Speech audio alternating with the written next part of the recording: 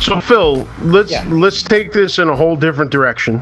I want to talk some music. So first, I'm gonna throw you a random 2-part question. One, can you name an album by an artist that you enjoyed, but you are embarrassed by the album? And part 2 is, why is that album Lulu? Why is that? Wow.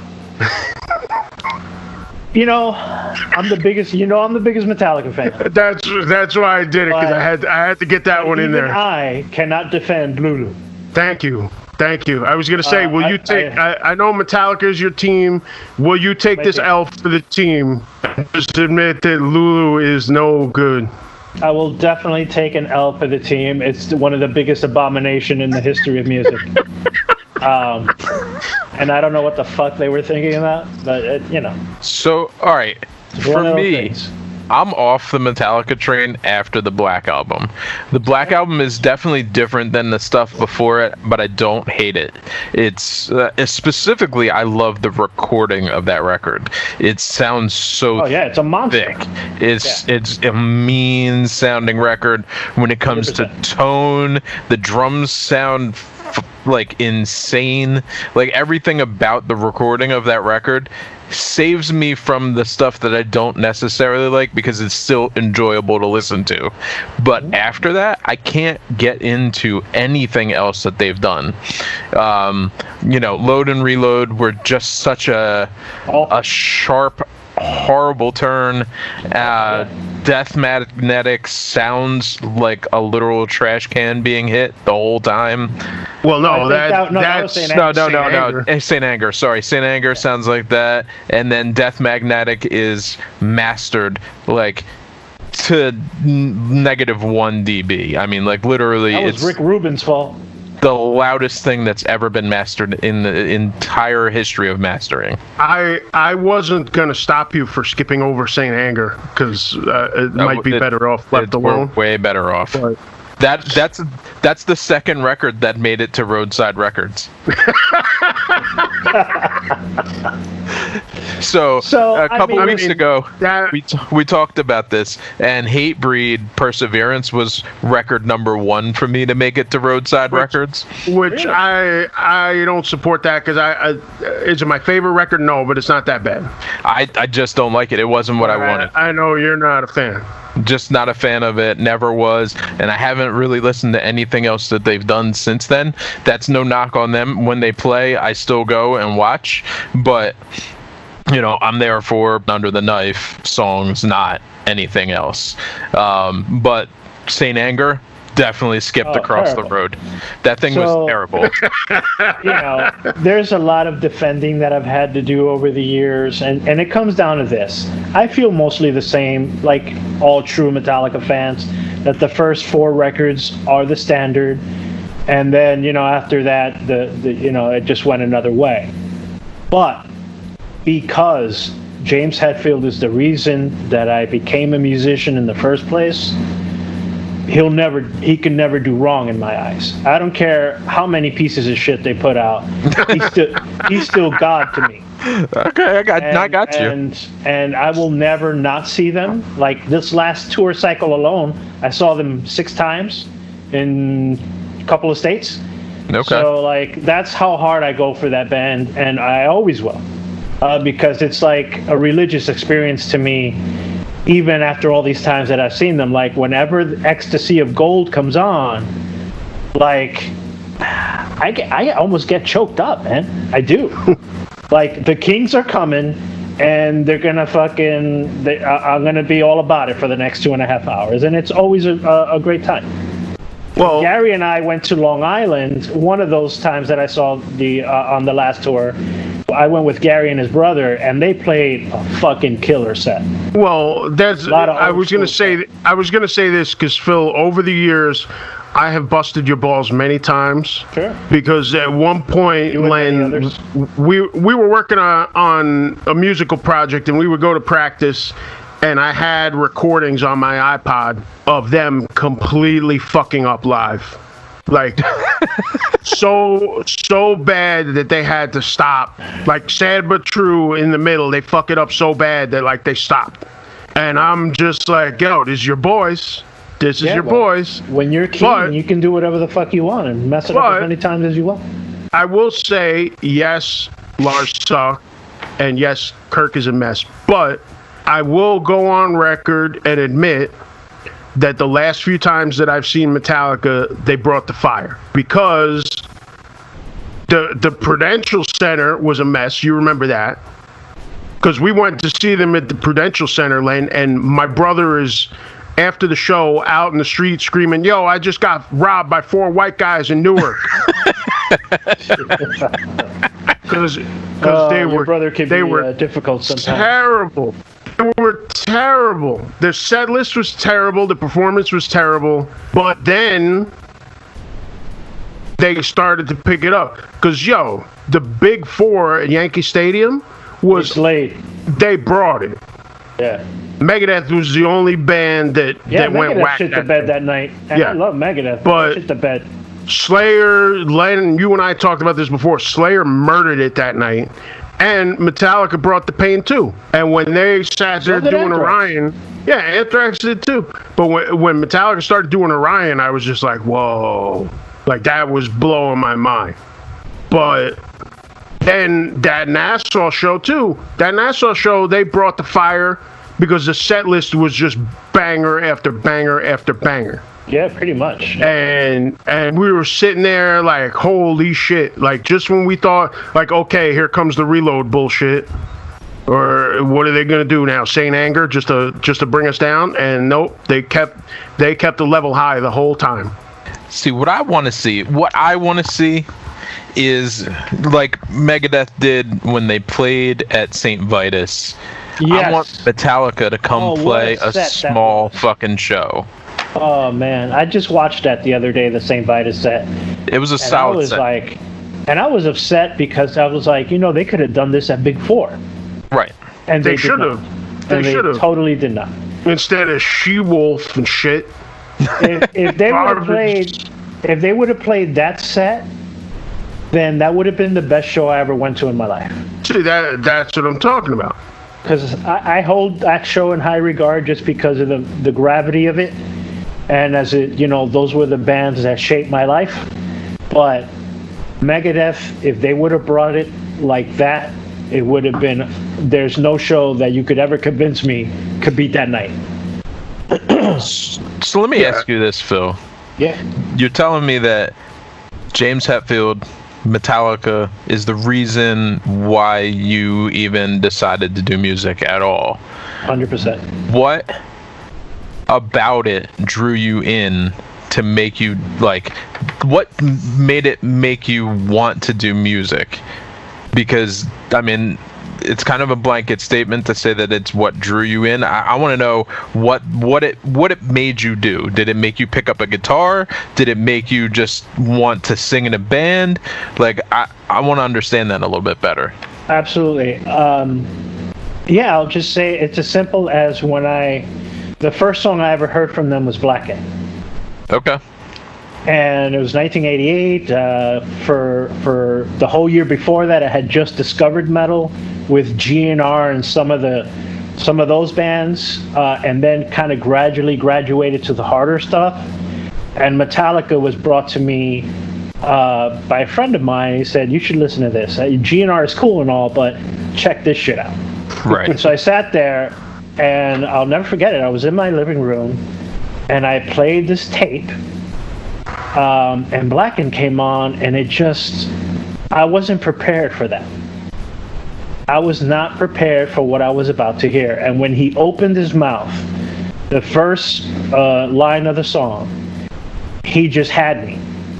And I said, how can I do this? Okay. How can I sing like him? How can I be like this man? I want to do this.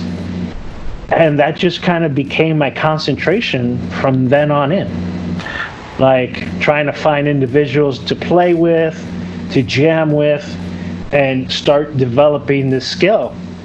And, I was in a high school kind of band and played bass for that, but my passion was always for singing, and I wanted to find the right situation where I can do that. Right. At the same time, Metallica graduated into, Slayer, Megadeth, Anthrax, and then the harder stuff like Deicide and the death metal wave, the Florida death metal bands, especially the Death, Obituary, Cannibal, like all of those bands. Oh, not Cannibal. Cannibal was from Buffalo, but that wave, right? Florida and New York wave of death metal. And by the time Irate came along, I developed this like guttural singing voice, and it was still raw and untrained and all that, but that's where I was at. But even though I took that turn and made it more guttural and death metal like, James was always the inspiration. And then came Max Cavalera and all those heavy singers from back then, that really brought it, but were clear, melodic at times, and you could somewhat understand what was going on. Right. But yeah, that was he was just such a huge influence in my mindset at that point in life, and I was just a 12-year-old kid when I heard his voice for the first time in their music, and I was just blown away from it, man. So that means we're born the same year, 76? 75. 75, okay. So we're basically the same age here. Yeah. I'm going to tell you that I had basically the same arc. I started out listening to heavier music by listening to Guns N' Roses. Like, I had heard rock music in general, but then, Guns N' Roses came along, and I had heard some hair metal. I had listened to Circle Jerks and Dead Kennedys and all that stuff because one of my relatives was really into it. So, they kind of put it on my palate, but once I heard Guns N' Roses, it really kind of tied it together for me. And everything just started to grow from there. And that same Metallica record was like the time I got into Metallica. I had heard them before that, but I got into it on that record. So yeah, GNR is a gateway band for sure. He's the reason why I play guitar. Yeah. Slash is the reason why I play guitar. And I love GNR to this day. Appetite's one of the greatest albums ever written. And, it's just, I saw them back then, and I saw them in recent years, and they can still go, man. Did you see them at Buckethead? Did you see them with Bumblefoot? Or did you see them with the guy after that? I saw the Slash. Oh, Slash. Okay. I refuse to accept that version of GNR. Any of the versions without Slash? Does not exist. Okay. In my eyes, but and I know he's had great players and everything with him, but it's not GNR. Right. It's just not GNR. So but I also don't like Slash's work without being in GNR. I find it just boring, and I feel the same. It's just like, but the combination of them is pretty much. They just have a beautiful chemistry, and I'm glad they cut their bullshit out with each other. Yep. And got to it because. I went with Glenn Billy Club to the Apollo to see GNR, and we got in for free, and it was awesome, and we were like 2 rows back. Oh, that's solid. So they're right in front of our faces, and Glenn, he hates on a lot Wait, Glenn hates on things? I don't know. Yeah. He's one of the greatest of all time. The greatest hater. Yes. And considering the people around him, that really says something. Yeah, I mean, we're all we have a level of hate we're all legendary. team hater over here. Yeah. But that night he had no hate, man. He was into it as much as I was, and we had a great time, man. And it's an experience I'll never forget. I actually haven't gotten around to seeing Guns N' Roses as a band. Should do it once. There are only a few bands that I haven't seen that are still possible to see. Yeah. And that's one of them. And based on this whole COVID thing, I might just pull the trigger the next time they come around. Do it, man, because tomorrow's not promised, as we now know. Yeah. And I'll give you an example. I never saw Death. Me either. It's a disappointment. And I got to see them once. I had a chance to see that final Coney Island High show they did. and something came up and it prevented me from going. And I will regret that the rest of my fucking life, because that's one of my heroes. I saw them once at the Grand, and it was the perfect lineup too, because it was Gene Hoglan on drums. So you saw the human lineup? It was individual thought patterns. Oh my God, yeah. And it was him on drums, and it was Steve DiGiorgio on bass, and I think playing guitar was Ralph Santola. Mm-hmm. But oh my God, they were so good. That's my favorite Death record, actually. Mine too, because Andy LaRocque from King Diamond is one of my favorite guitarists of all time. So him just ripping the leads all over that thing. And then DiGiorgio with the fretless bass. Yeah. So here's an extreme hater moment on my end, and it's not about Death specifically. It's about all these other really extremely technical bands that exist right now. Like, they have all these skills, but they don't have the ability to write a fucking memorable song. It's just all notes and shredding and nonsense, where, like, you listen to Death and you get all the notes and the shredding, but you also get a fucking solid song. That's what really drew me into Death. Like, I think were an amazing band, and it's one of the biggest disappointments of my life is not going to see them at any of the times that I had a chance. Right. Oh yeah, for sure, man. But as far as the more technical stuff of today, like, I agree with you to a point, but there are some bands out there that can bring it and that can write, some good, memorable stuff. Yeah, I mean, I'm not saying there aren't any, but the glut of them is just few and far between. I get it. Oh yeah, it's almost there painful are a few, at times. And I hope to add to that with my new project. Yeah, tell us a little bit about your new project. So the new project, I can't tell you the name yet. I can tell you what it stands for, because we're looking to trademark the name. And with Irate, we had a huge court, back and forth with another band for years, and that ended up being a whole complicated issue. But so I don't want to get shot in the ass again with that. But my son, Jason, grew up to be a pretty amazing guitar player. Okay. And he was taught by Nando Redrum, who is the lead guitarist in Irate. And they just have this beautiful chemistry now. They both joined the Judas Syndrome, my band after Irate, at the end of Judas Syndrome to kind of help me out, because some of the members had left the band, and we got to play some great shows together. But then we were going to write another Judas Syndrome record, but at some point he came to me and said, I don't really want to do the Judas Syndrome. I want to do my own thing. Mm-hmm. And me and Nando have been kind of jamming on these songs and that we've written, and what do you think about joining that? And I said, well, sure. Any opportunity I get to play with not only my son, but one of my best friends ever and former bandmate, I'm all about it. Right. So, it slowly has developed. We took our time with it, but now it's really pushing. Now we have almost the entire album is written musically. Mm-hmm. I'm 5 songs, almost 6 songs into the 9 songs written, and we've started to record. Okay. I started to record some of these. And it's the greatest musical challenge of my life, because it's very tech death. Because that's my son's passion. He loves the technical stuff. And he and Nando are perfect for that. And so they've written this monster fucking record, and I'm so happy to be a part of it.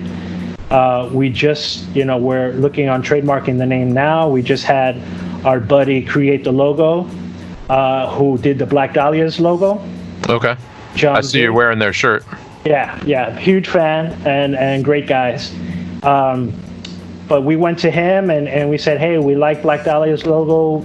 What can you do for us? And he came out with something really killer that Gary saw recently. Yes. And we're excited, man. It's gonna be the greatest musical challenge of my life. But I think from a writing perspective, it's going to be the greatest record I've ever done. So for me, Black Dahlia Murder, Unhollow, and Miasma are like untouchable records. You'd be correct.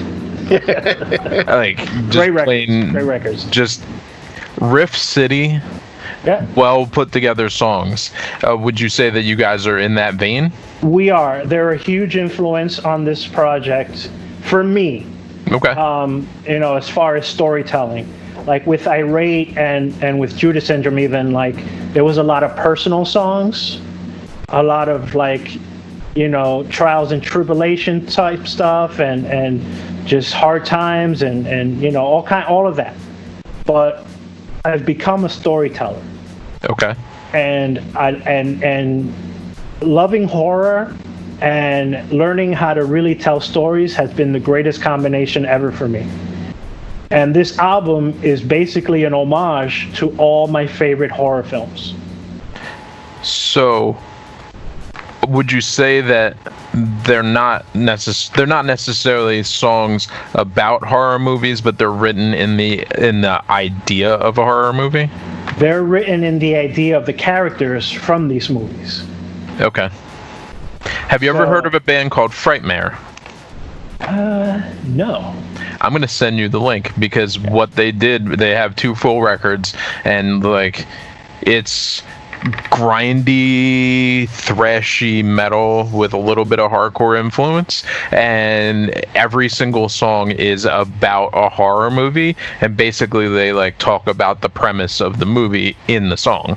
It's fucking awesome. So I'm looking forward to your new record if that's kind of where you went with it. It's totally where it's very similar, instead that I'm actually the characters in those films. Okay. Telling their story from their perspective, as it were. And that's been not only a challenge, but when you have all this technical madness going on, trying to be mathematical about your delivery, and at the same time trying to write choruses that'll resonate and that'll, make you want to sing along, like all of that into one beautiful thing. And that's why it's taken so long, especially for me, because I had to rewatch a lot of these movies again once I got the idea to write about whatever. Mm-hmm. Just kind of getting into the headspace and watching the movie ad nauseum to get ideas, to write notes, and then have it come together piece by piece. And it's not just horror. There's a nod to some sci-fi in there, and there's a nod to like old school action movies like Death Wish, for instance. Nice. Great movie. Great fucking movie. Classic. Went through all of those again, all 5 of those, and just got into that headspace and told the story, of Mr. Kersey. And that was cool, and that's the first song I recorded. And yeah, it just goes on from there, but it's like really exciting. There's an homage to Halloween in there, or slashers, and paranormal stuff like Exorcist, Conjuring, that kind of stuff. And even a nod to Star Trek 2, Wrath of Khan. Oh wow! I wrote a song from the perspective of Khan. Okay.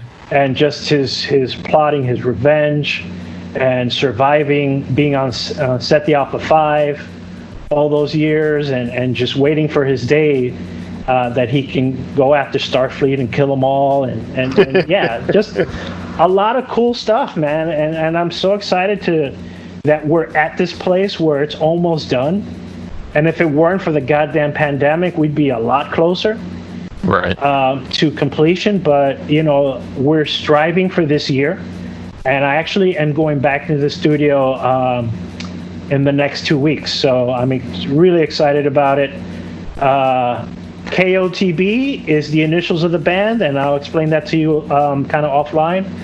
But it's something that I just came up with one night as I'm sitting there on my couch, and it just hit me like a ton of bricks. And then I brought it to the guys, and they were all about it. And it's going to be sick. We just hired someone to do the album cover. And the person we hired to do the album cover actually did 1134's album cover. Oh, nice. Our boy Lior, or Lior Sefer, as he is known professionally. And Lior is a student of Paul Booth, and an amazing artist and a good friend. So he was the perfect choice for this, and we're excited. He's sketching as we speak. So sometime in the next couple of weeks, we'll get our first draft. But really exciting time for me. I thought I was done with music, to be honest with you. I was okay with that. I'm moving on with life and everything. But when my son tapped me on the shoulder, I just couldn't say no to that. And it's a wonderful thing that he and I can, talk about when I'm seriously old and gray and Well, yeah. But this is his band. This is totally his vision. And aside from what we are bringing into it musically, and our boy Tom Talata from Judah Syndrome is also involved in this project. Is he playing drums? He's playing bass. Bass, okay. He switched over to bass for this one. The drums were done by this guy Chasen from Las Vegas, who we hired as a session guy, but he's done a lot of good technical death metal, from Hate Eternal to this band Equipoise that I'm really into nowadays. And he brought the business. So from the drumming is going to blow you away, man. It's pretty sick. Yeah. One of the more technical bands that I've been into of late is Rivers of Nile. That band is insane sick, but they're also just creative in all the other elements they bring to their records. And one of the craziest things about them is that I recorded them once. Let's put that on the table, that I know them a little more personally than just the random band that you. And nothing wrong with that, man. Hell yeah. But their singer is actually deaf. He cannot really hear, so he's going literally by the feel of the music. So even when he's recording, you have to have the headphones up so loud that they're vibrating his actual face. I did not know that. Yeah. I did not know that about that band. Wow. He was born with hearing and had some health issue that took his hearing from him, and he's triumphed over that in a way that is unbelievable. And he's one of the nicest guys. But on top of that, Brody, their guitar player, is just amazing. But every drummer that they've ever had in the band has been really good. So yeah, I mean, there are definitely bands in that range that I listen to that I think are amazing. So I'm really looking forward to this. So I do have one more question about this. Sure. When you say that you have these songs that are written about these characters, did you name the songs in a way that it sticks out, or is it kind of hidden in the meaning of the name? For example, Kersey, the character. So it's not like you're going to name the song Kersey, right? Well, no, I didn't name it Kersey, but I did call it Vigilante. Okay. So there's a lot of that in there. There's a song called that was written about Halloween that's called Black Harvest: The Horror of Haddonfield. See, that's great. And there's Vigilante. There's a song called Spectre of Malice, and that's not directed at one particular paranormal type of horror film, but it's a combination of, like I said, Amityville, Exorcist, Paranormal Activity, Conjuring, and all those stuff rolled together. There's for the Wrath of Khan song, I call that song "Set the Alpha 5," which, if you're a Star Trek fan, you get that right away. And then there was two songs that I wrote. One is kind of named after the concept of the band. Mm-hmm. That had nothing to do with any of these movies, and one that I'm writing now that's kind of a brother to that song. So two songs that actually are pure 100% storytelling, and then the rest of them are nods to these films. Okay. Yeah. It's definitely cool.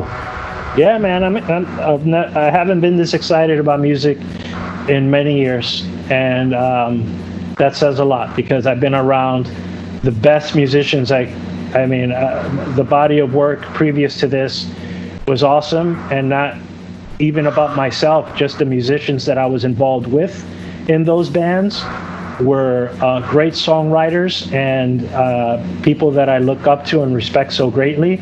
So shout out to Irate and the Judas Syndrome right now, just for all the things they've taught me and how they've made me, the best vocalist that I can be. Well, let me take it back a bit, because we were talking before about how you got started with Guns N' Roses leading you into Metallica, and at what point, once you start going from Metallica then into the heavier stuff like Deicide and stuff like that, where does hardcore come in? Shortly thereafter. Like, how did you end up going to hardcore shows, and how did you end up meeting the guys from Irate? So I started going to hardcore shows in high school with guys that were into all of it: death metal, thrash, speed, and hardcore.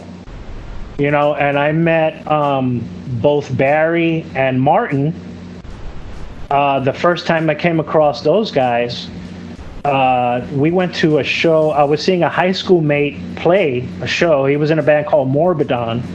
Yes. And I went to see them. Tony Morbidon. Tony Morbidon. That's where my man. are you now? Apparently he's a pastor, and has totally gone to a whole nother way. Wow. Yeah, I just found this out because I've been looking for him, and somebody told me. I think it was Chucky. Chucky told me that he'd gone as a pastor, and sure enough, I looked him up, and he is. But anyway, I went to see Morbidon play, and District 9 was playing. They were close call at the time. Close call, yes. My boys Rampage, Joe Rampage from Bromance Music, and that whole clique. And without the who's who of Bronx 90s hardcore bands, Bond Street hardcore bands. Where was that show? This was at a church in Tremont. Okay. At a church basement. Yes. And I just fell in love with that whole vibe that they had going with the way they danced in the pit, which was radically different from metal pits, and just the sing-alongs and the energy, and I just started from there, and then I discovered Madball and Biohazard, and it just grew from there. And then I started just to make a lot of friends in the scene, and from Marauder to just like all our bands that came up together. But yeah, it started in high school, and I had just the same love that I had for all those other scenes I had for hardcore. All Out War, Dark Side, all those bands in the 90s that kind of had a metal edge to their hardcore, but still rooted in hardcore. Furia 5, shout out to James and all those guys, and that's where I got into it. So how did you meet the other Irate guys? So Nando Redrum and I went to school together, and I've known him since I was about 12 years old. So he's my brother forever. And Nando met Yuval or UV Rays and Nick Irate at a show somewhere, and they became friends and started jamming. And Nando one day called me and said, "Hey man, I've been jamming with these guys. I think you'd love what we're doing, so why don't you come down and try out? I think we can do something here." And I went and I met those guys, and within the first couple of minutes of jamming, we knew that we were going to stay together and do the thing. And it just grew from there. Tell me about the feeling you had in that moment, because I know you still remember it. Yeah. When you went to that first jam, and they're playing riffs, the drums are pounding, and you just start yelling whatever you had in your mind at that moment, because I know that's probably what happened. That's exactly how it went down. Yeah. Yeah. And after the song is done, after whatever has come out, I want to know about that feeling. So I sat down at first and watched them run through a couple of songs that they had already started jamming to or had written. And I'm sitting there and I got so nervous. I'm like, man, I hope I can knock it out the park with these guys. They're so good. Like, I want to be part of this. Please don't fuck this up. You know, and just being terrified. And then at the same time, like, it was like, you know what? Just go for it. Just go for it. They're either going to tell you to go fuck off or they're going to be into it. And that's what and you said at that point you had played bass for a band in high school, but you never sang for a band before never sang. This was my first venture into getting on a mic and letting it go. Wow. Of course, I practiced in my room a million times over the years, but there's only so much yelling you can do in a small Bronx apartment, and your neighbors, you know, hate your guts and shit. Shut the fuck up there. A lot of that. But, you know, I just went for it. I had a tone in mind in my head, and I just went for that to try to achieve that, and I got pretty close to it. And it was enough to make an impression. And just, you know, just the conversation with those guys was so positive, and we all liked the same shit. Right. We were all heavily into Metallica and Biohazard and all these fucking bands, and it just once I started talking to them and having that conversation plus jamming, I just knew it. And they didn't tell me, did they tell me I was in the band? Yeah, they did. They told me you're in that day. It wasn't even a discussion. Like, I thought I would have to go home and sweat it out for a while, but nah, man, it was right then and there. We just knew it. Were you facing them when you sang the first time? Or were Probably you like not. looking away? I was probably looking away. And you know, there was some anxiety. I remember going into our first show, the week before we played, if I even thought of the lyrics of the song, I would get nauseous.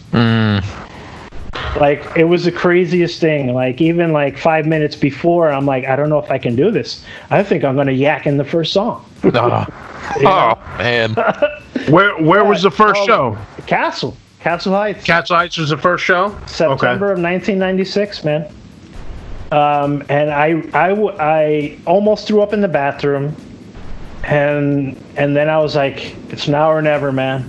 You just got to man up and do it. Just man up and do it.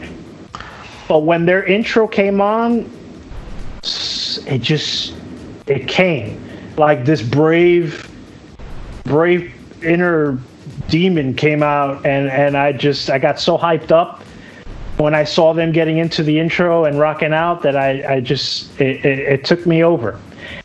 And we did great. And then after that, it was an addiction. We got to do this all the time. You know, that's how shit goes. Right here. This is the feeling. And always there the was way. Maybe 10 people there at the time or whatever, but it was the coolest thing ever. And do you remember who else was on that show? What other bands were on that show? One band I remember, and they, you know, because they were friends of ours all these years, and that was Dehumanized. Oh wow, nice. Yeah. 6 singers ago, but yeah, it was their original singer, that version of the band, and they became great friends, and they were like opposite of what Irate was doing, but we played a lot of bills together, and it just didn't matter back then. Didn't matter. It mattered now, but it didn't matter back then. And one of the best shows we ever played at Castle was with them. We call it Halloween Havoc, because it was Halloween and it was completely sold out show. This was when the bands had developed the names for themselves, and that was one of the most violent displays I've ever seen. Just with our people and then their group. It was always a fun time because, you know, they're different crowds, and sometimes they didn't get along. Well, it was fun for us, but not necessarily so fun for certain people. Yeah. Especially if you had never been there before, it's probably not going to be fun for you. Oh, yeah. I would have hated to be a new kid and going into that madness. I've spoke about my to Gary about the first time going to Castle Heights, and I mean, people walking on the wall. I had never seen someone walk on a wall before, and it happened 7 or 8 times within one set, and I'm like, is Spider-Man here? Like, what the fuck is going on right now? Spider-Man was there. Yep. Yeah. There were a few Spider-Men in that scene. Oh, yes, there was. Definitely.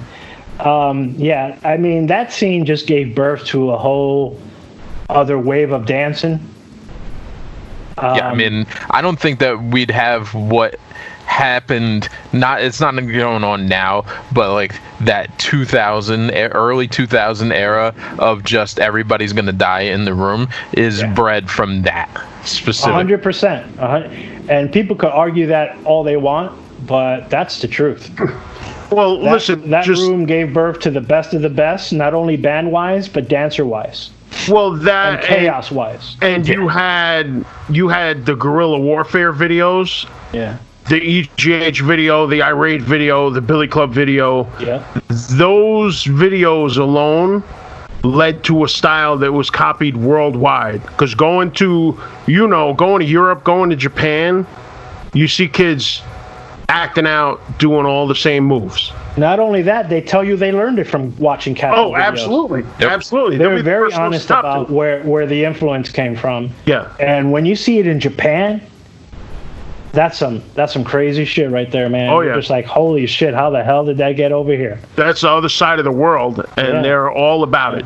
All about it. And the one thing about the Castle Heights scene that I'm going to say is that it afforded Irate to make some of the best friends we've ever had that are still our friends to this day. And they're our family, and the 4 bands grew from there and were able to do some amazing things on their own. And, we're all still family. And that's so beautiful, man. To call them my brothers to this day.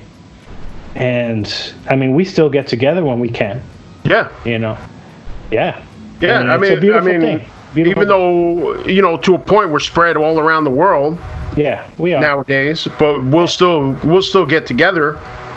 And now you're talking about, listen, that was the late 90s. You're talking about over 20 years ago at this point. Yeah. You know what I mean? 20-something years, yeah. I mean, I've talked about it with Billy Club. Like, next year is going to be 20 years since I joined Billy Club. That's crazy. And it'll be 25 years that the band existed. I went to Billy Club's first show ever. I was not at the first show. I was at the second show. The second show was in the basement of the Pyramid. For whatever reason, I wasn't at the first show. Well, Irate played that one. But the first show, I was going to ask you if Irate played the basement of... That's where I met Glenn. That might be where I met you. That's quite possible. I don't know if we knew each other before, but I definitely remember talking to you that night. When I first saw Billy Club, I only knew Martin. I didn't know Tony. I didn't know Rod. I didn't know Glenn. But Martin and I were cool, and Martin and I met under strenuous circumstances at a show. We had this conversation with Pat Sheridan from Fit for an Autopsy. Fit for an Autopsy? Yeah, that's my boy too, man. Got a lot of love for Pat. Most friendships in hardcore are based on with conflict. Yep. Conflict that turns into friendship. Yeah, I went to a Death Stock at Wetlands, the first Death Stock. Yeah. And some band called Demonic Christ was on. They're probably like black metal, crazy, dark shit, right? Oh, no. With a name like Demonic Christ? No, not at all. Yeah. Definitely weren't hardcore, right? So, I don't know. Nando and I were into the band. We start dancing. And then this big old animal comes and starts trying to bum rush everybody. And with a big ass smile on his face, with the Onyx jersey. I was just gonna say with the Onyx jersey, and nothing but teeth, right? He's so fucking happy, the happiest, meanest bastard at the same time. So we're hitting each other, and we're hitting each other a lot. And we give each other the stare down. Me and Nando give him the stare down. He gives it back. And like we walk up to each other, and then we just burst out laughing. Because it was just so ridiculous, right? And he's been my brother ever fucking since, man. And that's how we met. And I did go to that first show. It was with Agnostic Front. Yep. Madball played, Indecision played that show. And what a great show for Billy Cub to begin their band with, you know. I'll never forget that show. Yeah. But you know, all these years later, we're still close. It's fucking hell, man, and it's a beautiful thing. Yeah. Sworn Enemy, EGH, they're all great legendary bands, and I'm honored to have come up with those bands. And then, you know, not only just the Castle scene, but then you had the Brooklyn guys, Candiria, Marauder, all those guys that kind of welcomed us in also. And, you know, later on the Madballs and don't forget about the Upstate crew too, Eye to Eye, and Beneath the Remains, All Out War, 99 Cents. Yep. All those guys. I mean, it was a great time to be in a band. Yeah. And to be in the New York scene, you know, and Upstate was very kind to Irate. Albany was our second home. I mean, we'd pack everything out there, and oh my God, it just blew up from there. You know, we got to travel all over the world, and it's good to see that all the same bands got to do the same thing. And it was pretty awesome. So, a couple weeks ago, I happened to be playing a show in Pittsburgh that didn't happen, however you want to call it. There's video of it, but whatever. Anyway, while I was there, the guy who runs the place was playing 1134. And I walked in and I could hear it, and I'm like, all right, I see what you're doing here. And, I got to talk to him about it, and he was like, that's the one band I want to see. There's no chance we're ever going to see that again? Okay, that's $1 million question. So the one thing I'll say is that Irate has been very fortunate. We've been broken up for 14, 15 years now. But there's not a day that goes by that I don't get some sort of mail from a promoter where, either in Europe or the US or Japan or anywhere else, asking for a reunion. Not only that, fans every day at some point or another, hey Phil, what's up with a reunion, isn't it? So, I mean, in the last couple of months, Irate decided to re-release some shirts that we printed back in the day, just to kind of thank the fans, because wow, 14 years later, and you know who the fuck I am still? Or a new generation of kids asking for the music and to see a show. It's mind-boggling that it's still even a conversation. Right. But it has been a heavy conversation for all these years, and kind of a reward to the fans was just to put out those shirts, and then we sold thousands of them, like immediately. And bootleggers worldwide are pissed off. And they are.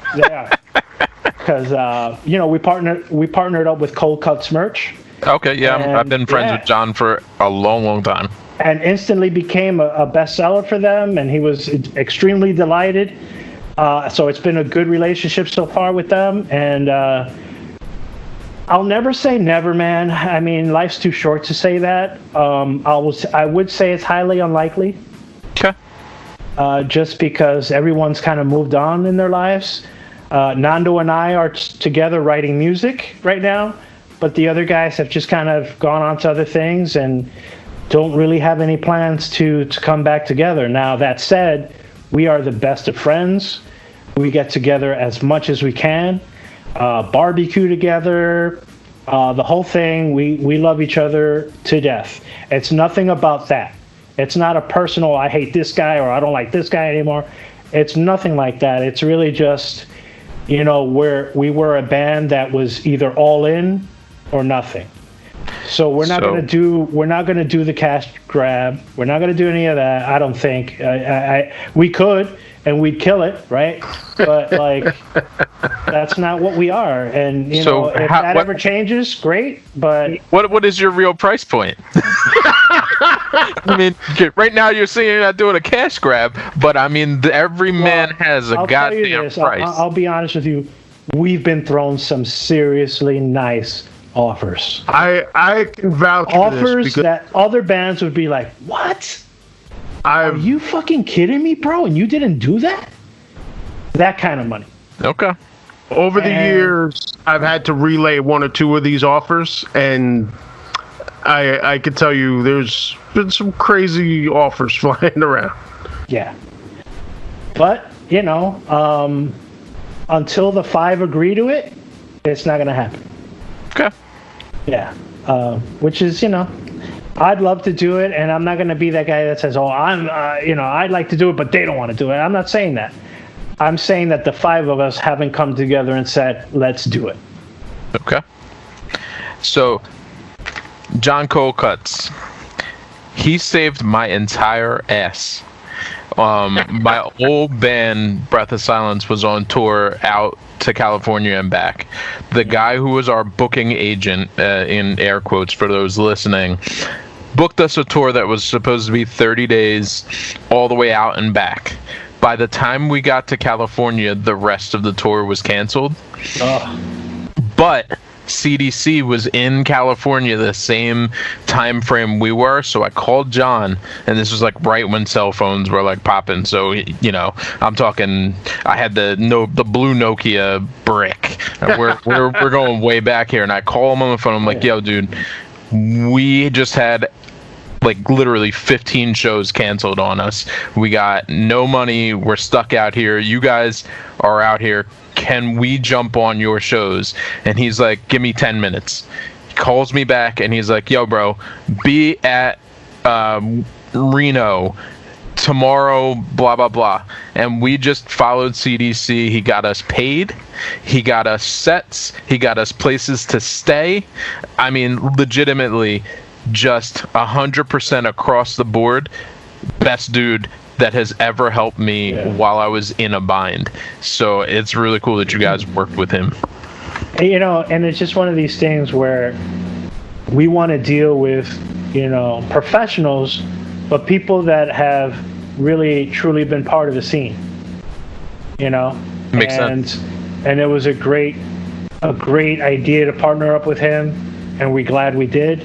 And he's always responsive whenever, I had an issue with an order that I placed for some of the shirts for family and this and that.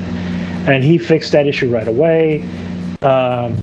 Just solid people in this scene, Our friends in Europe, I can go on and on about all the bands out there and how they took us in, gave us a couch to stay on.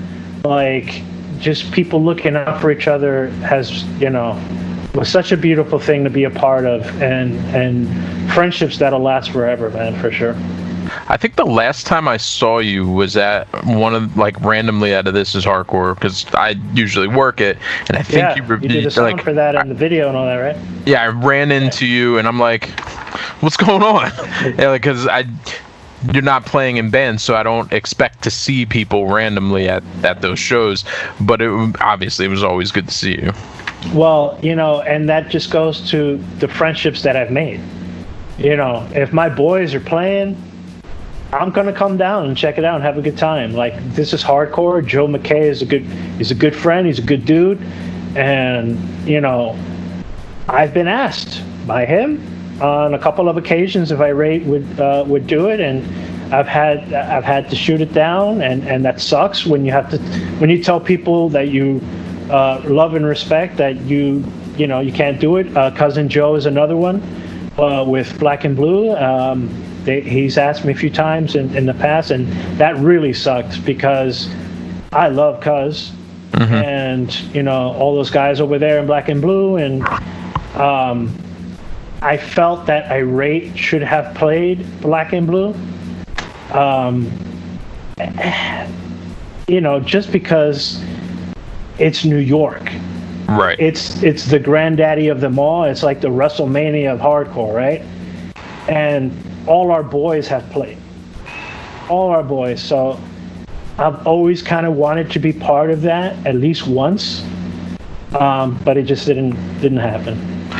But to have been asked by both of those guys was an honor, and certainly very humbling. And to know that your body of work is recognized on that level and appreciated is very humbling.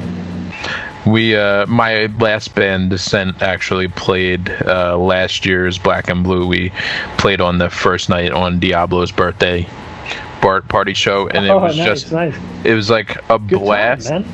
Yeah. It was a blast to play, but it was just like when they came at us with the option to play, I was blown away that they would offer for a small band like Descent to jump on such a prestigious show. We played with MOP, and just to be part of the Black and Blue event in general was an honor. Well, that's what I love about both those festivals, that they give up and coming bands a shot to be part of that. They're not just closed to only doing the legends. Right. They have the local talent that have been busting their ass for whatever years. They give them the opportunities, and that's what I love about that most of all, that you have an opportunity to get on that platform and do your best and have people that have never seen you or heard of you check you out. That's how you win over fans. And we've been there. How many times were we the first band, and you just play your best, and those 30-40 people that saw you that time come back with like 80 the next time, and it goes up and up from there. That's the way this gets done, and I have a lot of appreciation for that. So before we go any further, a lot of people would be upset if I did not talk about one very important event, which occurred in April of 2004, which was the one and only time that all four bands went and traveled to one place for 2 shows, and that was the Puerto Rico Invasion Tour. It was Sworn Enemy, Everybody Gets Hurt, Irate, Billy Club Sandwich. So let's talk about that for a second, because that's the only time you've had all 4 travel anywhere and make a mess of everything. Which is crazy. At least travel abroad or somewhere like far, right? Because New Jersey doesn't count. We play the tri-state together, or at least 2 of us at a time, or whatever. But to have all 4 bands go to Puerto Rico was a gift for so many reasons. It never happened again, and it was the best time and the best tour. It was completely insane. And listen, Irate got to do some great things, but that one holds a special place just because of all the characters involved, the bands involved. Because I wish I was there. I wish I was a fucking fly on the wall for that. Because Len, this is Sworn Enemy with Paulie and Lorenzo. Oh, Jesus Christ! Lorenzo, yes. And this was the first time that Billy Club really traveled. It was my first time on a plane in years. Right. Since I was a teenager. Irate, EGH, just madness. And madness in not only the show perspective, but within the bands. Hijinks, pranks. There is a video on YouTube for anybody listening to this. If you search Puerto Rico, I think I'd have to look exactly how it's listed, but if you search Puerto Rico, Billy Club Sandwich, Irate, Sworn, any combination, you will probably find this video that Glenn put together. That's just a bunch of hijinks. Paulie No Neck drinking from the bidet. Yes. Yes. Wild. I'm pretty sure on there is when you guys woke up Nando with the snare drum. Busted into Martin taking a shit naked. Yo, why was he naked? That's it. That was his style, man. That's how he gets mysteries. These are mysteries of the universe. He's a naked shitter. He's a naked shitter. Yes, he is. Sorry, Martin. I love you though, bro. So I'll just take to that first night. So we all arrive, but Billy Club gets held up for whatever reason. Our plane. I feel like I told you to turn around or something like that. Our plane took off and then immediately turned around and landed. There was something wrong with the plane, so we ended up spending 3 hours and change in the hotel bar. Oh, Jesus! Just drinking because and I laughed about it because it was the first time I was on a plane since I was like 16 or something. So it was just funny. And then finally we get to Puerto Rico. All these dudes are fully in party mode. We get down and we get to the spot at like close to 4 a.m. Jesus. And these dudes are up waiting. Strong. They're going strong, waiting for us because we got delayed. Well, not only that, but the guy who brought us out there, Rafa, right? Great, awesome dude. Love to Rafa. Much love to Rafa. And he brought us out there and he put us all up in this like fuck motel. Right? Oh yeah. A place where it's a garage, right? You open up the garage and then there's a door and you go into your room. And the reason they have garages is that so you can hide so these people can hide their cars so they won't get caught by their spouses cheating with hookers and all this bullshit that they have. Anyway, the place was awful. Sticky sheets. Sleeping there was a problem, and I'm an OCD guy, so that was a huge problem for me. I know that feeling 100%. You can't be that guy on tour because you will never. They'll never let you forget it. So and you can't go anywhere. You can't be that. You'll never go anywhere, and you'll just be tortured by everybody else. But it was horrendous, and we decided to break into Billy Club's room since they weren't there, and do an episode of Cribs.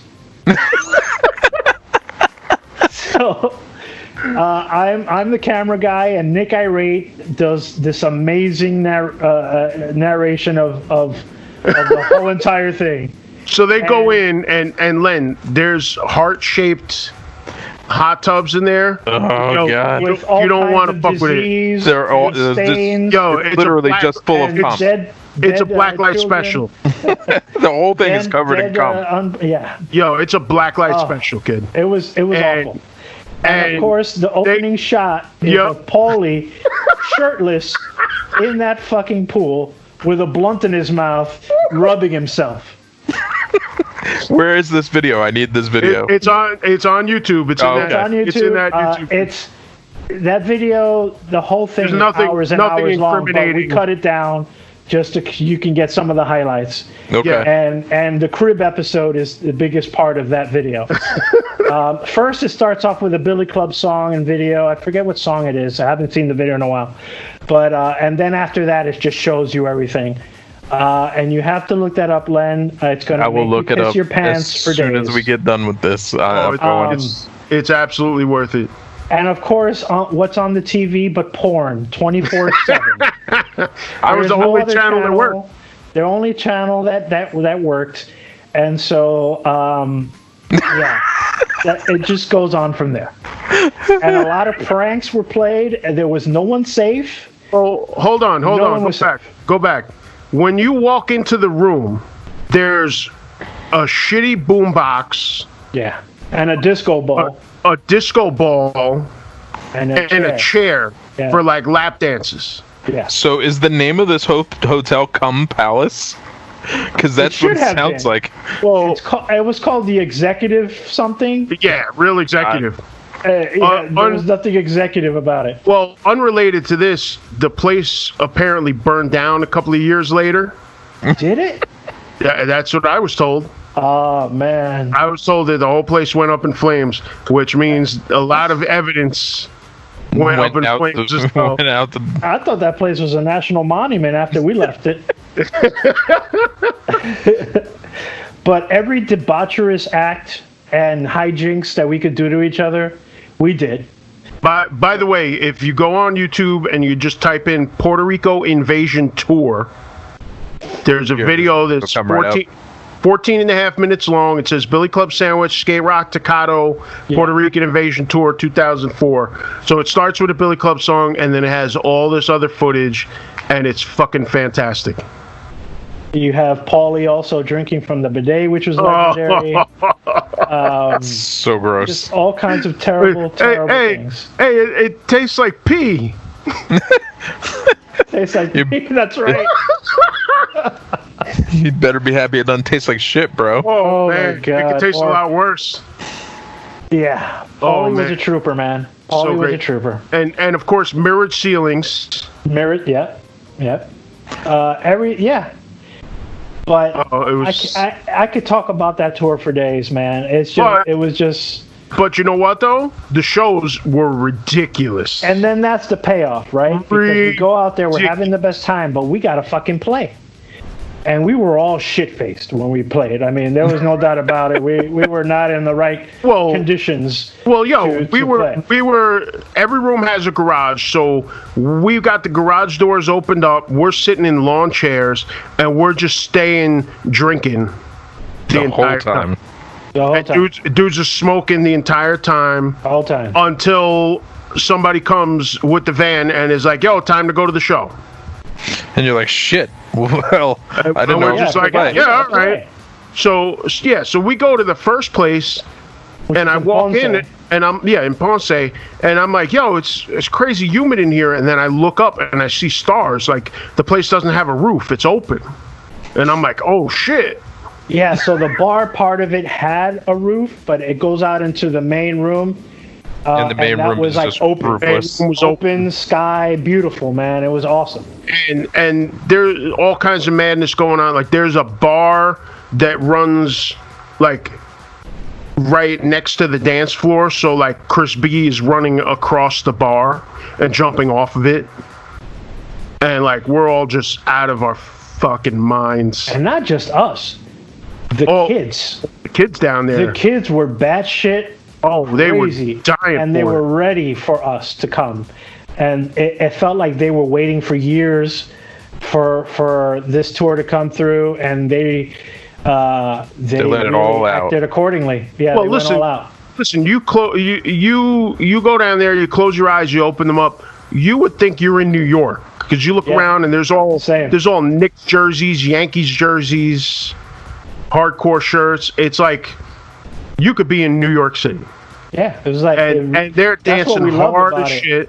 Yeah, they're dancing hard as shit and wilding out, and they were loving every second of it. It was amazing. 100%. Oh yeah, and very humbling too, because we didn't know what to expect, and I don't think they were very familiar with Irate. I think they knew Billy Club more and definitely Sworn because it was a Sworn enemy tour. Well, Sworn had already traveled a lot. I think they had been down there before. Yeah, and they had a couple records out. Billy Club was a little different because Billy Club had Spanish lyrics, so immediately they jumped on that. Yeah, but they were down with all four bands. But they were down, and they gave Irate a huge amount of love, and they just went off for us, even if they didn't know it. By the second day, though, they were singing the songs, and it was crazy because like the first night we sold a bunch of CDs, and then the next day they're all about it. They know the words. They're like going crazy. Yeah, and it was mostly the same kids. Well, the second day there was a huge fight also. Oh my God! Yeah, we were like, oh yeah, this is just like home. This is definitely like home. This is like Castle Heights. Yeah, my last band, Descent, we actually had 2 offers to come down to play Ponce and one other city, but monetarily it just didn't work out for us. Yeah, it has to make sense, man. I mean, yeah. But I was dying to go. I wanted to just go and play there because Gary's told me all about going down there, but other bands that I'm friends with have also said it's just a time.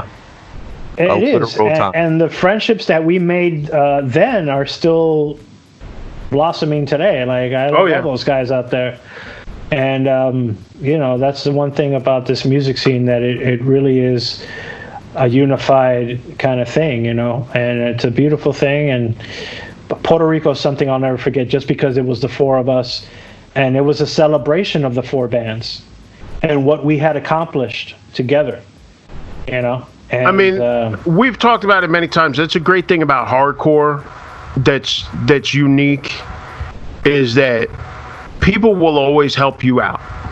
Len, from going on tour. Yep. Phil, because we've been through this a million times. When Billy Club went back to Puerto Rico in 2008, our promoter backed out at the last minute. Like, that sucks. The flights were taken care of, but like they used to have an apartment they would rent that they would put the bands in. The dude flaked out, didn't have any of that shit set up. But a bunch of our friends from down there in Puerto Rico, like Rafa, like Tammy, like Thrasher, all people that we knew, we had met some of them in 2004. They would come up to New York. We'd hang with them. A bunch of them all worked together with us to help make sure that everything was taken care of for that trip. And that's one of those things. It's like, you talk about friendship and hardcore and that whole community, shit goes down sometimes. People flake out and fuck up, and other people come in and step in and help make things happen. Just like what you were talking about with your tour story, Len. Same thing. It's like sometimes you gotta lean on your friends. Yeah, shit goes down, and people are right there to help you out. And in Puerto Rico, that's what happened to us in 2008, and it was great. Yeah, I mean, one of the things that we did, one of the last big things we did as a band before we broke up, was actually going on a weekend with Sworn Enemy, All Out War, and then Purgatory, who actually just left my studio yesterday. They spent 4 days with us out riding around the middle of the country, and like I made friends with them and they come and record. But I've known Sal for almost 20 years at this point, and like I made a phone call and was like, hey Sal, you guys are playing this show, we're playing this show, let's make a whole weekend out of it, and let's get All Out War. And I called Mike, and I'm like, yo, Mike, let's do this thing. And it literally took no more than 5 minutes between the two conversations to get everybody on board to have this, 4-band bill of 2 new bands and 2, veteran bands go out together and just have a time. The shows, they weren't that great, to be honest, but the friendships were the part that was the most fun. Like just fucking around outside of the shows, like bullshit on the side of the road at random rest stops, whatever. All that stuff was the fun part. Like the shows are the shows, it is what it is, but the time spent together is the most important part. Absolutely. Because of the amazing individuals involved, man. I mean, Mike Score is a dear friend. I love that man, and I appreciate his body of work. As before even I played with All Out War, I was a huge fan. Right. And then, we finally get that opportunity, and he's just the coolest guy. Yeah, it was so laid back. And then a friendship build after that. And to this day, man, just same with Sal. Sal is different from Mike in that we came up with Sal. Right. But, All Out War was out right before us. They were that generation right before us. I won't say generation because it was just a few years difference, but they were out doing it in like 93, 94. Irate came out in 96. And, those are the kinds of guys that will always be there for you. Yeah, absolutely. And always have your back and appreciate what you do just as much as you appreciate what they do. And I can't say enough good things about Mike Score and Sal. So I got a question for you. Yeah. So one of my favorite moments in any song is actually one of your guest parts. So I know you don't do or haven't done a ton of guest spots, but the guest spot you did on Work in Progress with Candiria. Yeah. So everybody is always about the Jamie Josta part. But for me, it's when you come in, like, you come in harder than either one of them on that track. Like, it's just like, god damn. So what led up to you getting onto that track? Like, Carly call you and just was like, yo, come sing on this? Yeah, here's the story of that. I, like All Out War, was a huge Candiria fan. To the point where in high school I wrote them a letter. Just like, oh my God, like I worship the ground you walk on type shit. You're the best. And when I met Carly and told him I'd written him a letter, he knew every word of that letter. Wow. And that blew me away. And we became friends that day. And when I got around to finally playing along, they would invite us to play shows. I got Candiria to come to the Bronx, and I got Jamie to come to the Bronx with Hatebreed, and the three of us played a show. Now, if those three bands played today somewhere, be insane. Oh my God, right? It'd be insane. But so the friendship was already there. And Candiria back then used to have guest spots. They had like Mark Shutdown do a song. They had George Marauder. I had a bunch of people. But I remember one day I got the call. Mm-hmm. And they were like, Phil, what are you doing tomorrow? And I'm like, man, nothing. What's going on? And they're like, would you like to be part of this situation? And you're like, and I was like, fuck the yes. But I've never been. But aside from when I first auditioned for my the Irate audition and the first Castle show, I'd never been so nervous, because this is one of my favorite bands ever, and they just asked me to do this part. So my intention all night long was to bring the fucking madness. And I remember walking in, and Kenny Shulk said, here's a bowl, here's the radio, this is your part, I'll see you in an hour. So I had an hour to write the part while they were working on other stuff in the studio. And I'm there like, oh my God, I hope I can write. They told me what the song was about and this and that. And I'd never had so much pressure in my life. But I really do good under pressure, and I just gave it everything I had in the tank, man. You killed it. I'm going to tell you that. Now, my second memory for this whole conversation. We got to do it one time together, all three of us. February 4th, 2000. In Lemoore. Yeah. That's where I was going with this. Oh, yeah. Is that at that point, I drove to that show intentionally. So it was R22, E-Town Concrete, Candiria, and Hatebreed. So take off the R22 because nobody, like, at this point really knows R22, but E-Town Concrete, Candiria, and Hatebreed play a show together now? Like, how wild would it be? Yeah, would be nuts. But I remember you coming on, you and Jamie coming out to do that song, and dude, I was fucking murdering people. Yeah, it was violent. It was really violent, and I was never so hyped. If you look at that video, I am so fucking hyped, bro. I'm like, I'm here with my boys. They just killed it. I'm coming correct, hard.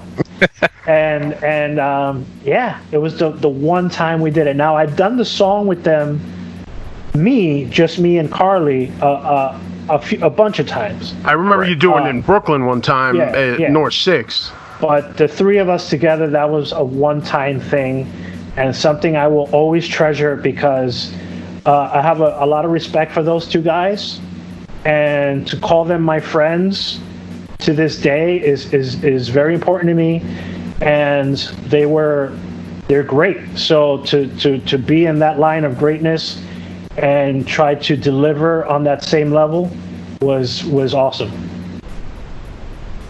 Yeah, I mean, I look back at that show pretty fondly. It was actually the last time I went to Lemoore. I had been there a few times before that, but at that point, like, Lemoore started to die off anyway. Yeah, that was towards the end for sure. And I never once made it back there, but honestly, never making it there again after that show was perfectly fine. Now, I thought there was a chance to do it 3 years ago. Now, Okay. because Hatebreed and Candiria were on Warped Tour, and I was in Florida while they were going through. They played about 5 minutes away from my sister's house. Right. And I called Carly up. I was like, hey, I'm in town. So he was like, dude, you're coming, right? And I'm like, fuck yeah, I'm coming. And so they hooked me up, my son and I, and some friends I have over there. And we were all in the back. And I forgot what happened. It didn't end up happening, but we all talked about it. Like Jamie and I talked about it, Right. And then Candiria talked about it with me as well. And it didn't come to happen, but that would have been crazy to have done it at Warped Tour. Those kids weren't even ready for that. It wouldn't even matter. They weren't ready, and I think we saved them the the madness and the injuries. But it would have been cool. It would have been cool. That would have been very popular on YouTube. It would have been, yeah.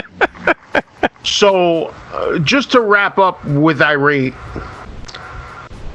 I said we weren't really going to get into current events, but I did have one question related to current events that I wanted to ask you about, because, I mean, it's been, 20 years now since you guys wrote CPR? It's funny you bring that up.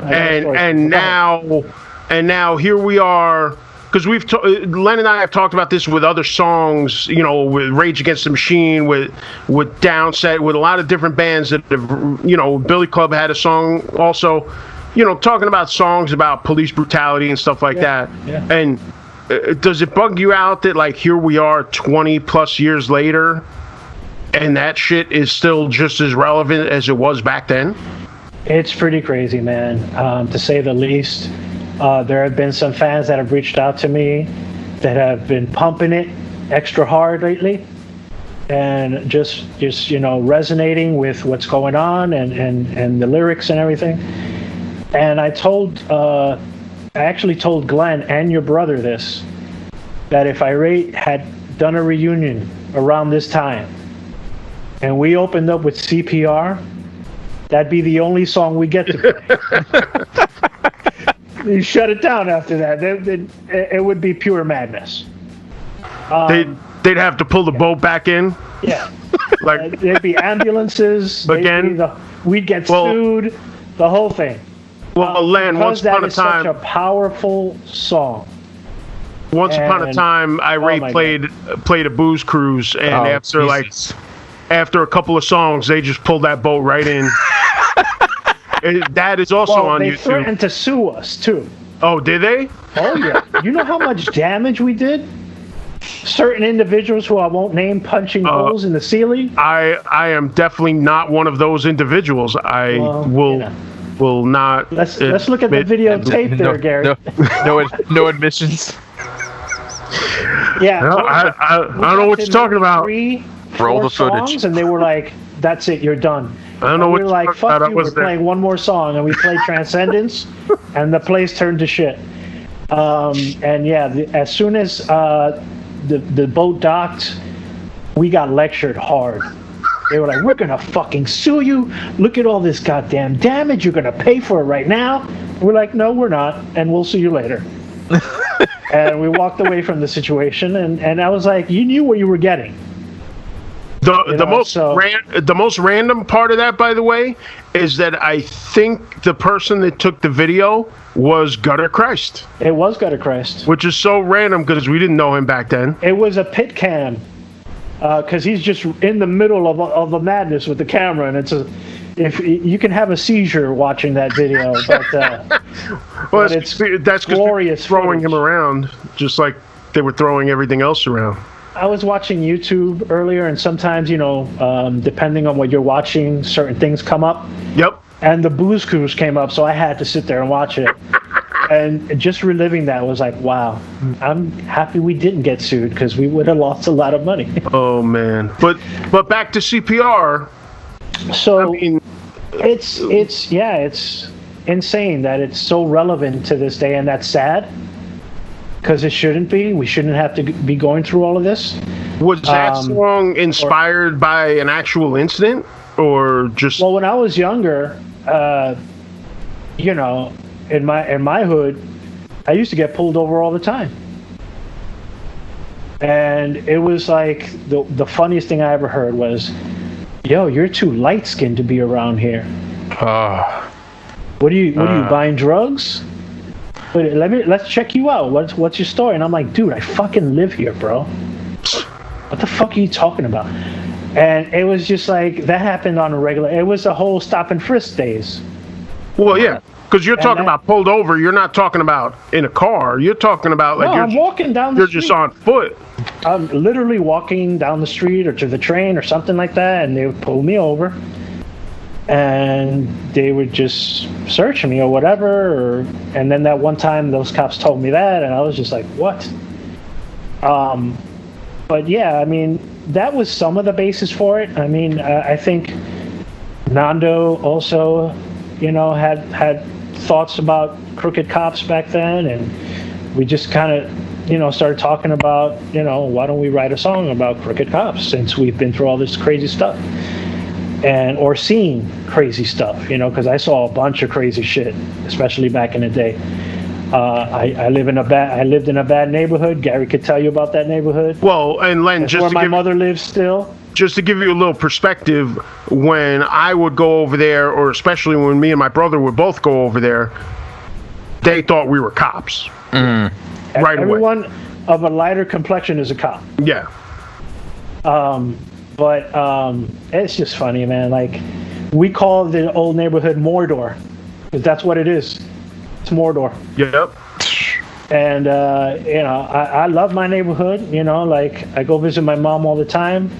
And I still got mad peoples over there, and I'll always love the neighborhood. But, as far as police activity back then, it was rampant.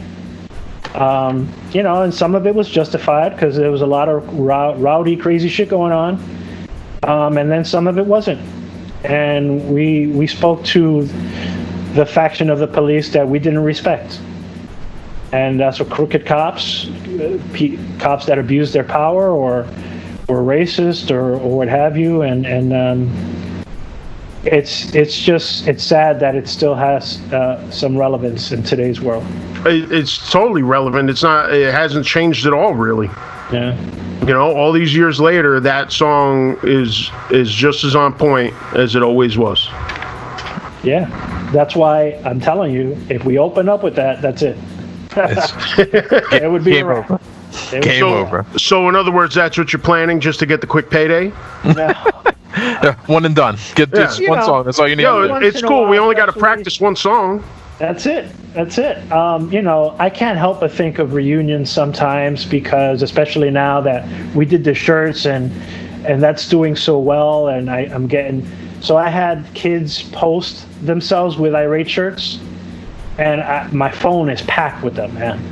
And not just from here, but from all over the world, and that's awesome, man. So you can't help but think about it every once in a while, and when you still get the question all the time, you're gonna think about it. I feel that. And then you play it out in your mind, if we did this or if we did that, how would it go? So CPR was definitely one of those thoughts, and I brought it up to Glenn and your brother the other day. And they were like, "You're right." It would get shut down right after that. So there's your trick. Yeah, we did the reunion. It was only one song. One song. And we got paid lovely. Oh, man. Well, I don't want to go without mentioning, we're running low on time here, but I don't want to go without mentioning the other project that you had which was the Judas Syndrome. Yeah. Which was you with a couple of guys from a band called Afflatus. That's right. And Ian, who was in Stifling Neglect. Right. And who went on to play in Doomsday Morning as well. That's correct. And then the drummer of Stifling Neglect is now playing for Candiria. That is also correct, Danny. It's all one it's big all happy family. Yeah, that's what it is. So yeah, like that whole thing came about kind of cool as well, because originally Afflatus was kind of on the tail end of what they were doing and their run, but they had me come and record a song that they were releasing, and from that kind of grew this great relationship with Tom and Chris, and and Alex, their original singer and Afflatus. And what were they doing with that guy. song? Because I have that song. I don't remember what they were doing, but they were recording 2 songs that weekend. One was a cover of an 80s song, I forget which. Oh yeah. And the other was that original song, like one of the last, probably the last Afflatus song. Oh, wasn't it I Just Died in Your Arms Tonight or something? That was the 80s cover, yeah. And then Of Our Yesterdays was the song that you put. Was the song for Afflatus. And that was just really fun to be part of. And Alex and I had a great time with his clean vocals and my heavy vocals. And it was just a good song, good time. A few months later, I got a call from Chris saying, hey, Tom and I have been jamming and we've got some new stuff, and we kind of hear your voice over it. So what's up? What are you doing? And I was like, you know what? Why not? Let's go jam and see how can this go? And I did, and again, it was just one of those things where I'm like, a couple of songs that they played, and I'm like, hey, I want to be part of this. This is cool. See, I got that demo from Chris. I ran into him in the city. I was at some random show, and he just walks up to me. And he's like, Len, and I'm like, what? And he just smacks the fucking CD in my chest. And he's like, listen to that. And I'm just like, all right, son. And I take it home, and I was actually blown away. It was really good. It was a really fun project to be. They're great musicians. So I have been blessed in my career to work with some really fantastically talented musicians. And, we did a lot of great things. Judas Syndrome was opening major shows here. Everyone from Despised Icon to As I Lay Dying to just like everyone that was coming across, And there were some great times. We got to be on Headbangers Ball with the single Death of the Soul. And that was a dream come true for me, because when I initially had this dream, I told my mother, one day I'm going to be on MTV. I promise. And she's like, yeah, whatever. Get the fuck out of here. Go to school.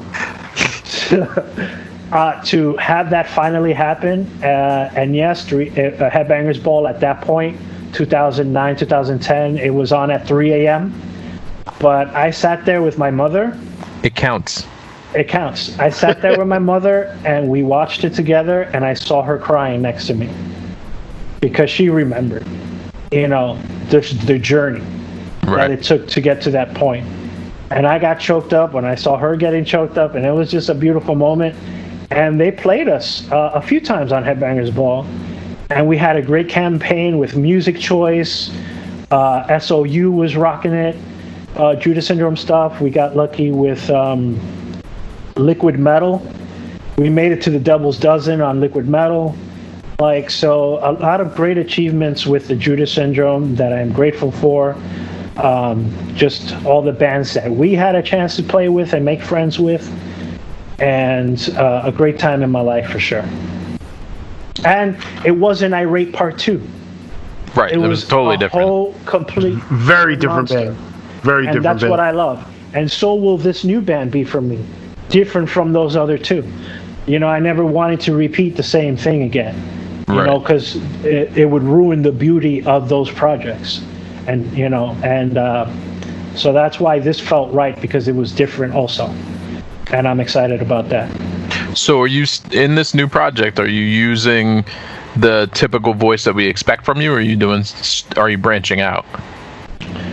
So, I would Or a little bit of both? A little bit of both, just because my voice is different now. Right.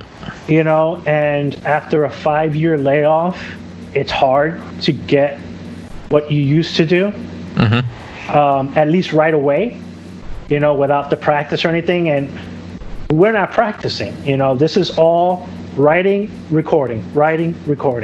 There's no in the room getting used to the songs and all of that training that Right. you usually do. But I would say that this is even heavier than anything I've ever done. Awesome. And yeah, like I was upset. I came home upset when I recorded the first song. I thought that I had lost the ability, right? And I was really frustrated. I told my fiance I can't do this anymore, and then she's like, "Put it on." And I listened to it, and it was awesome.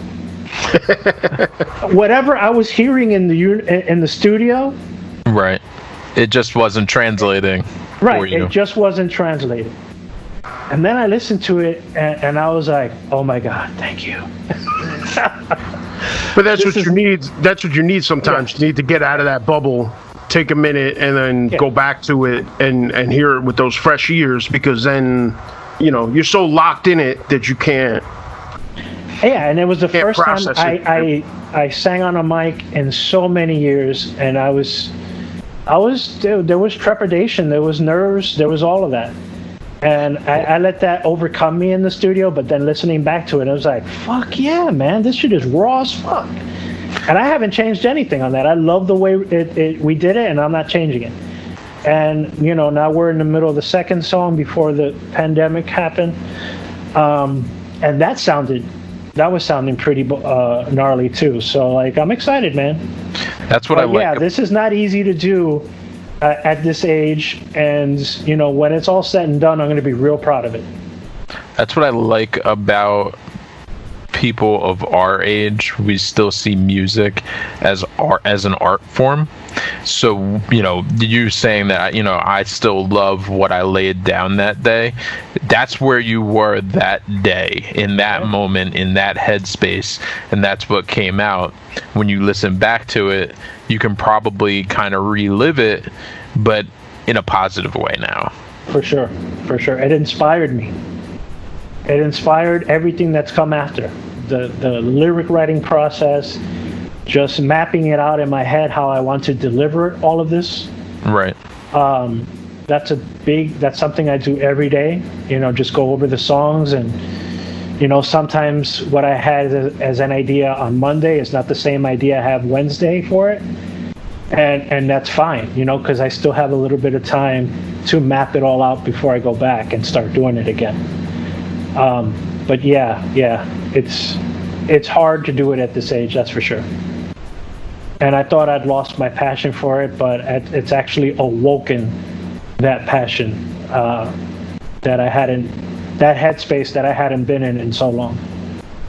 That's great to hear, honestly, that at this age, because even for me, you know, like, just that getting the idea of trying to even start another band at this point it's painful, and I think about it and I'm like, do I want to do all this heavy lifting when I could just mind my own business at my house? Yeah, it's 100% agree with that. And it's a lot of heavy lifting nowadays. A lot of heavy lifting, and when this takes off, you know, it's gonna catch attention.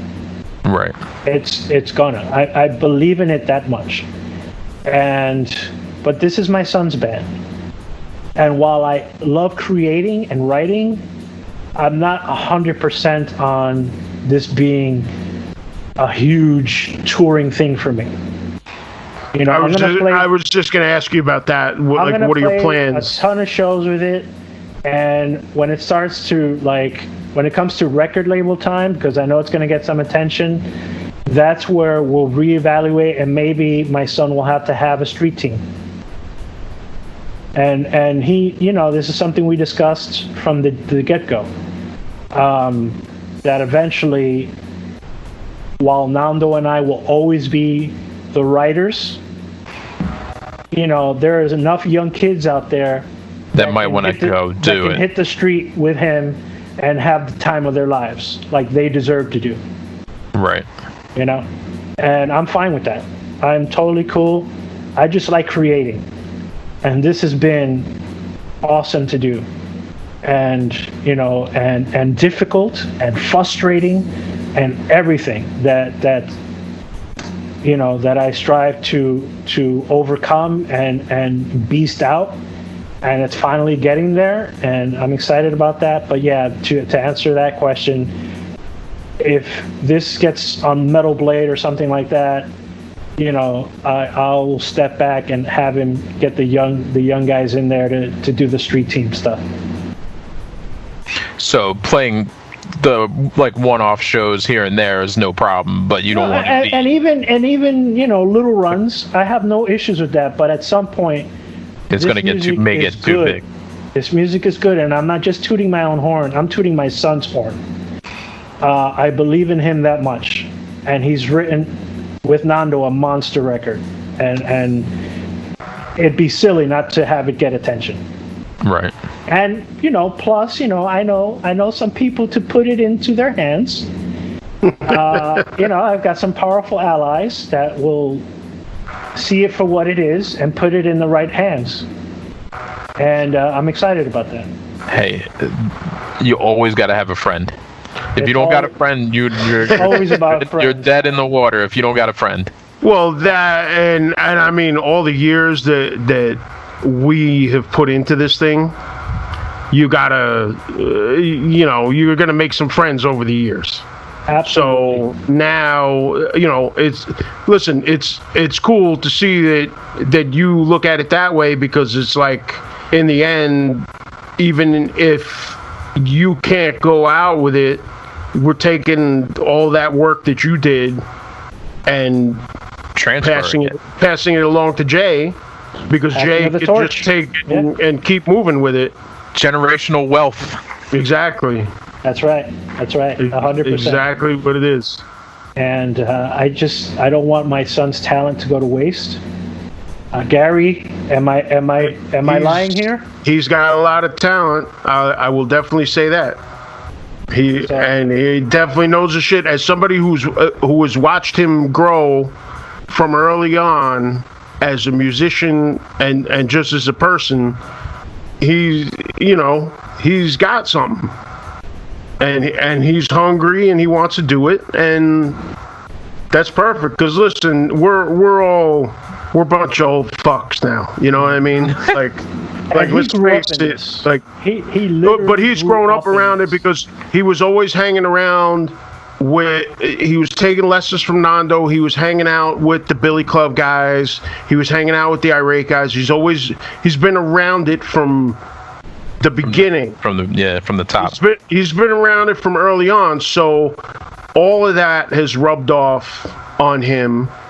And then on top of that, he goes and he's searching out his own stuff, because he's telling me about music that he's discovered and turning us on to bands.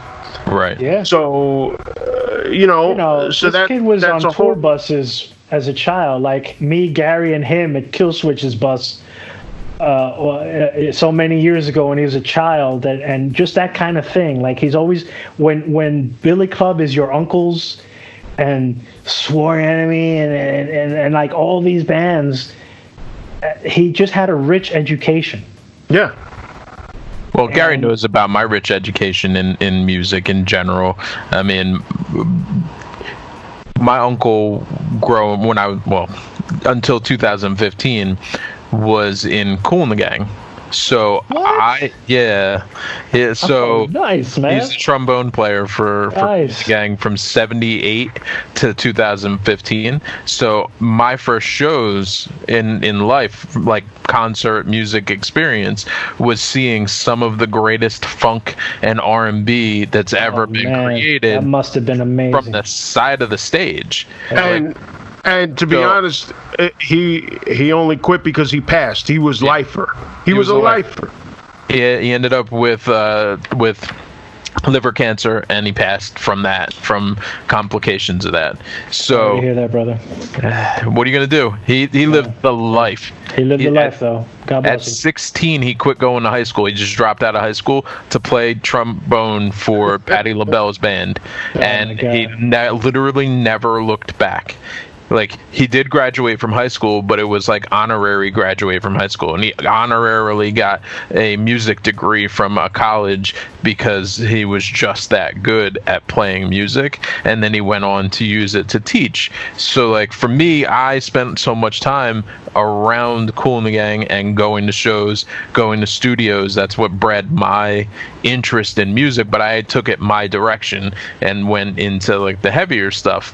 But I understand 100% what you're saying about your son being around it from the beginning, and it breeds a certain mentality and hunger for playing music and being doing it yourself. Yeah. And, like, if you listen to the demo version of CPR, at the end of the song, you hear his 4-year-old voice say, "Take that, you pigs." And so ever since then, I mean, he's just been around it all his life. And I've, my story is different, but it goes along the same lines because my older brother was a singer and a drummer, and he was in bands, and hearing the stories from him about going to play clubs and stuff like that, that was what inspired me to start playing. And then, I just went in my own direction from there, but that seed was planted by my older brother Michael when he was talking about Richie Blackmore and all these bands that and the bands that he was playing with and stuff like that, and that just started that spark. And over the years, I just took it in my own direction, but I always had that hunger to go and play and be a part of that.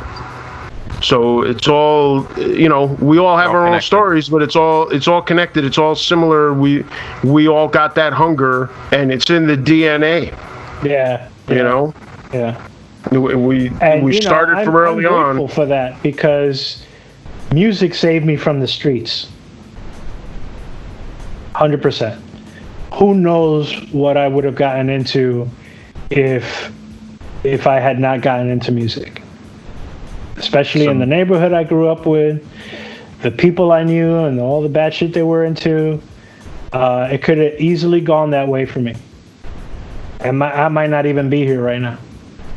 I mean, honestly, I grew up in Trenton, and then by the time I was 13, I really moved to the suburbs. But if I had stayed in Trenton and just languished there instead of moving out and doing the my parents looking out for me, and then not getting involved with stuff down there and instead getting involved with music and just the things that I'm into now, I would probably be a completely different person, but I'd also probably be dead. Right, exactly. And we would all definitely be different people. Not only did I not choose that path, but the neighborhood respected me for doing what I did. Right. And they're like, "Oh, that's our metal brother right there," even though they didn't like really metal that much, but they loved irate. Right. Like so many of them, and some of my boys from the neighborhood would come to shows, things like that, and they were very proud of that. And when Judas Syndrome was on MTV, like the whole neighborhood was talking about it. Like, "Yo, our boy," and there's just something to be said about that, like not following the crowd, but still getting your due respect and love, 100%. 100%. So yeah, man, it's been a wild ride, and it's not done yet, and that's exciting. Well, I'm glad we got to talk to you about it, because as one of my oldest friends, we have gone all over and seen all kinds of shit and done all kinds of shit, good and bad. Oh yeah, but mostly good. Mostly good. and I'm glad you took the time to come on and talk to us about this. I mean, we got so many stories. We could go for another 3 or 4 hours for days, easily, man. easily, We could go for days. easily. But really happy for you guys, and happy to be part of this, and hopefully help your brand grow. And yeah, keep doing it, boys, because this is fun. This is fun, and I'm excited to hear all the other guests that you'll have and all the other stories that you'll tell. Oh, if you could see the guest list of the people coming up. Oh, shit. Well, I'll be staying tuned, so I'm in for some fun times, and thank you for that, because I've been locked up in my house for 4 months, working remotely. It sucks. Same. Same here. The fiance and I had gotten sick, and that was in itself a huge ordeal for us, but we're on the other side of it now, and we live to tell the tale, and we're just working hard, man, just trying to live this life.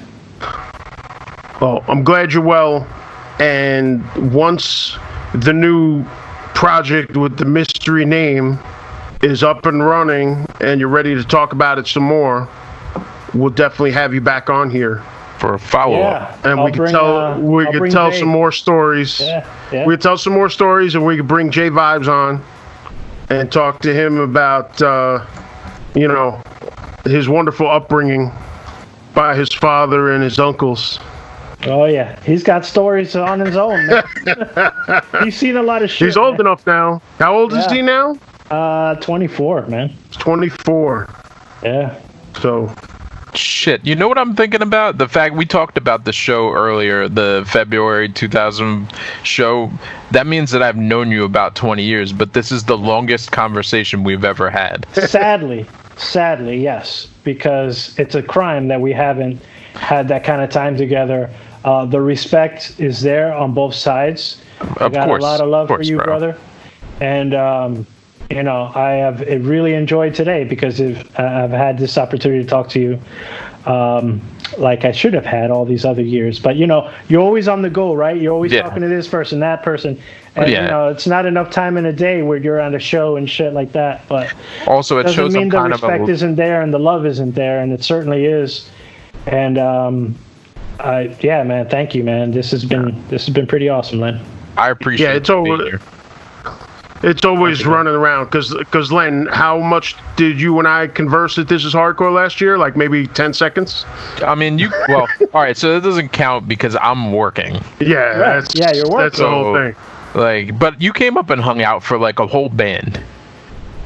No, that was last year. Oh, that was the year before that? Okay, yeah, well then this year... This year when I played, because I was only there the one day... Yeah, then I only saw you. I saw you on stage for like 2 minutes, and that was it. Yeah. No, last year I went up in the perch and chilled for a while. 2 years ago, okay. Yeah. And that's how it is sometimes. That's such a big venue, and that's such a long day. You have to have. There are so many conversations that are had that day. Oh yeah. You got to plan that shit out ahead of time. You get those little windows with everybody, and it's just. It's a lot, but it's always meet me under the Red Bull tent. Yes, 7:15. Meet me by Glenn. Yeah, because the big flow. Yeah, just look for the pro. Or find me by Martin Smile. That's right. One of the two. One of the two. You're guaranteed to find. Oh boy. So yeah, man, it's been good time, guys. Thank you. Well, I would ask you if you have anything you want to plug, but obviously the top secret name is not out yet. But we will once it's out and about, we will definitely plug it in and let. So hashtag right now, just hashtag KOTB, and it's coming in 2020, hopefully, no later or very early 2021, and it's gonna be hard. It's gonna be fucking hard, man. I'm excited. Awesome. And just to shout out all the irate fans that have kept the band in your hearts all these years, thank you for that. We love you. We appreciate you, and we don't take that for granted at all. It's very humbling. Same thing with Judas Syndrome and all the fans that have asked me about TJS all these years too. I've had a great run, and I've been fortunate to have it with some of the greatest people I'll ever know. So shout out to all my bandmates in both those bands, my bandmates now, and shout out to... Don't forget about your bandmates from Project Mayhem, too.